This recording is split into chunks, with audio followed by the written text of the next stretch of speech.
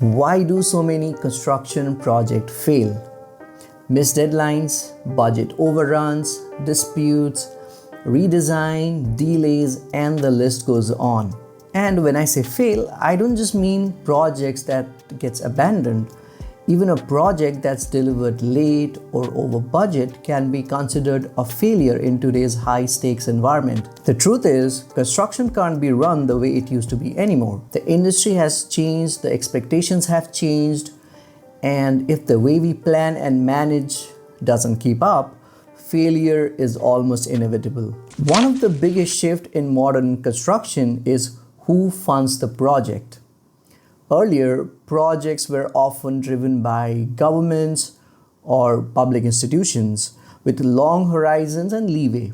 Today, a huge chunk of construction is backed by private investors, banks, or developers. These stakeholders aren't funding projects for cultural legacy, they are investing for profit. A commercial building must start generating rental income as soon as possible.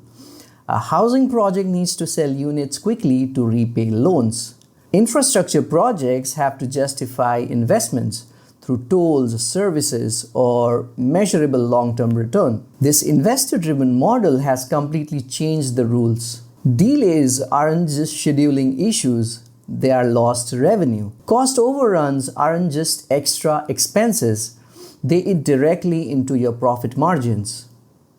In this model, time and cost have become the ultimate pressure points, and that pressure trickles down to every consultant, contractor, and site engineer on the project. For example, imagine a developer launches a housing project financed by a mix of investor funds and bank loan. They commit to delivering in 30 months. If the project slips by just 6 months, loan interests continue to pile up, buyer gets restless, some start even pulling out, and suddenly the profit margins shrink. A delay that seems small on paper can easily snowball into a financial crisis. This investor-driven model creates real pressure on timelines and cost.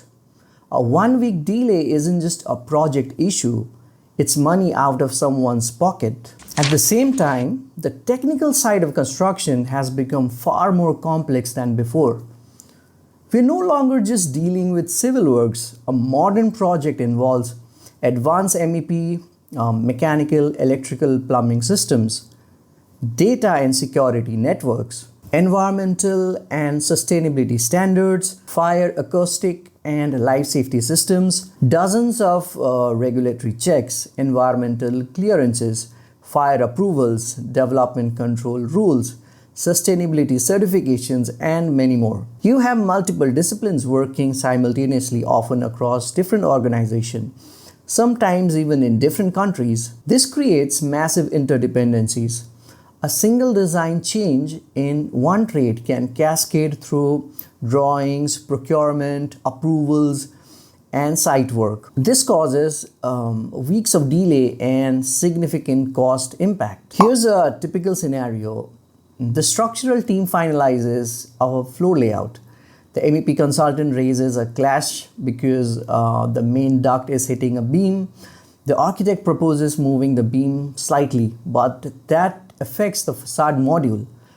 The facade team needs time to rework on the drawings. Meanwhile, procurement has already placed orders for duct based on original drawings. By the time this chain is resolved, weeks are lost, and that's just one clash. Multiply this by hundreds of systems and drawings, and you can see why things multiply. Unlike manufacturing, construction is project-based. Every project is unique, new site, new team, new constraint, new client. There's no standardized assembly line. Now add to that unpredictable factors like weather, site conditions, labor availability, and last-minute scope changes, and you have a situation where things can go wrong very quickly if not managed properly. This combination of financial pressure, technical complexity, and project uniqueness is exactly why construction projects are so vulnerable to failure. Here are some of the most common patterns. Number one, poor coordination between disciplines. drawings don't align, services clash, or site team builds based on outdated revisions. As a result, it leads to rework, delays, claims. Number 2, weak planning, over optimistic schedules, or underestimated cost. As a result, everything looks fine on paper but starts slipping midway. Number 3, ineffective communication. Information don't flow smoothly between consultants, contractors, and client. As a result, confusion, parallel work in silos, and mistakes. Number 4, late problem detection. Issues are found on site instead of during design. This leads to costly on-site fixes, redesigns, and disputes.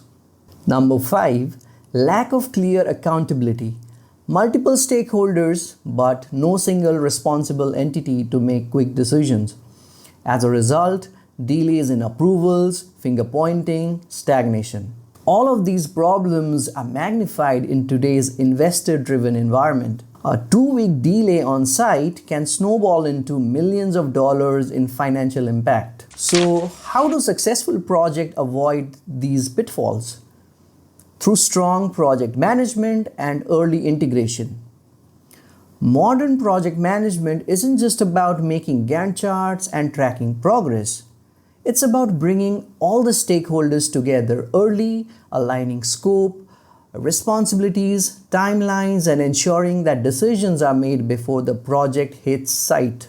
This is where tools like BIM become extremely powerful when used well.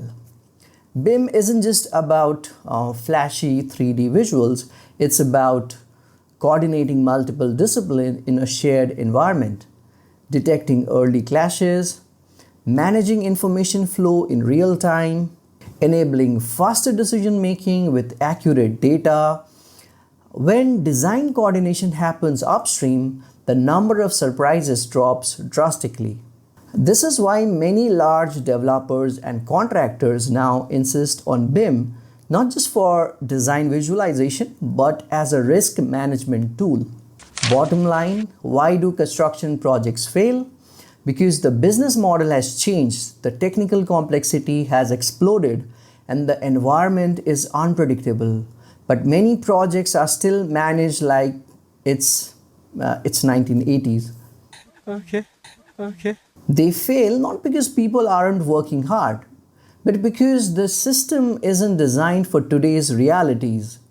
The projects that succeed are the ones that treat time and cost as critical resource, invest in proper planning and coordination, and use modern management practices to stay ahead of the problem. Construction isn't just about concrete and steel anymore. It's about information, coordination, and time. And this environment, adapting isn't optional, it's essential. So on that note, we've come towards the end of the video. I hope I was able to add some perspective. I thank you so much for your time, and I'll see you in the next one.